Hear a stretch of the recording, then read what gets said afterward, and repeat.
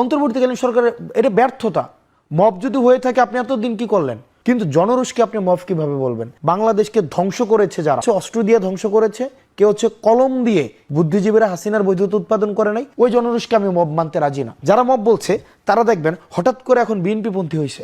হাসনাত আব্দুল্লাহ, আপনার কাছে মব নিয়ে জানতে চাচ্ছিলাম।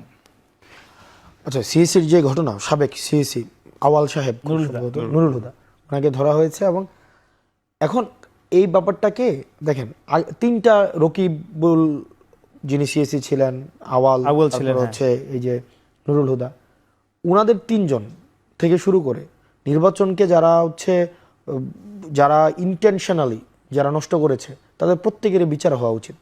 এবার একটা জিনিস বুঝতে হবে যে আপনি পোস্ট রেভলিউশন ইম্প্যাক্টকে বা পোস্ট রেভলিউশন আপনি যেই ধরনের প্রতিক্রিয়া আছে, রিয়াকশনকে আপনার মব কারা বলছে, কারা মব এবং জনরোষের মধ্যে পার্থক্য আছে।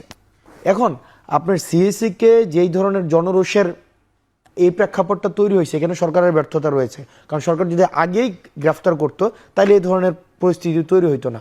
কিন্তু তাদেরকে মব কারা বলছে আপনাকে বুঝতে হবে। আপনার মব কখন হয়? মব হচ্ছে কোনো অন্যায্য কোনো ব্যক্তি নিজস্ব স্বার্থে যদি একটা বিক্ষুব্ধ জনগোষ্ঠীকে, যাদের লক্ষ্য উদ্দেশ্য নাই, এরকম একটা জনগোষ্ঠীকে একসাথে করে স্বার্থ হাসিলের চেষ্টা করে, সেটা হচ্ছে মব। কিন্তু জনরোষকে আপনি মব কিভাবে বলবেন?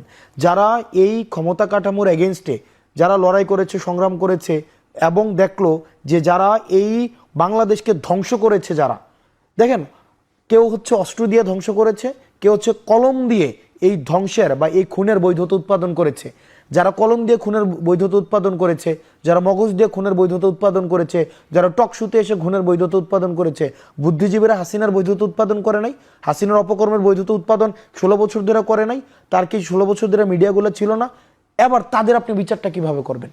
তাদের বিচারটা যেহেতু এই সরকার করতে পারে নাই, ওই জনরোষের এটা হচ্ছে ফলাফল। ওই জনরোষকে আমি মব মানতে রাজি না, ওই জনরোষকে আমি মব বলবো না। বরং যারা এই কাজটা করেছে, সরকারের কাজ উচিত ছিল, সরকার করে নাই, সরকার ব্যর্থতার পরিচয় দিয়েছে, যার কারণে এই জনরোষটা হয়েছে। এখন এই জনরোষকে আমরা মব বলবো না, আমি ব্যক্তিগতভাবে বলবো না। কিন্তু যারা মব বলছে আপনি তাদেরকে যদি খেয়াল করেন, হাসিনা যদি থাকতো তাদের কিচ্ছু আসতে চাইতো না, তারা টিভি চ্যানেলগুলো চালাইতো, তারা টকশোগুলো চালাইতো, তারা ঠিকই, আপনি খেয়াল করবেন তাদের প্যাটার্নটা। হাসিনা যদি আপনার ফিরেও আসে তাও তাদের কিছুই হবে না।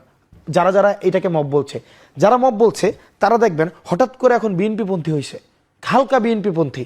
আবার তারা আবার আওয়ামী লীগের এখন মত প্রকাশের স্বাধীনতা নিয়েও কথা বলে, মানে তারা একটা ব্যালেন্স করার চেষ্টা করে, মানে একটা গ্রে লাইনে রাখে। সরকারও কিন্তু মব বলেছে, অন্তর্বর্তী সরকার। দেখেন, অন্তর্বর্তীকালীন সরকারের এটা ব্যর্থতা।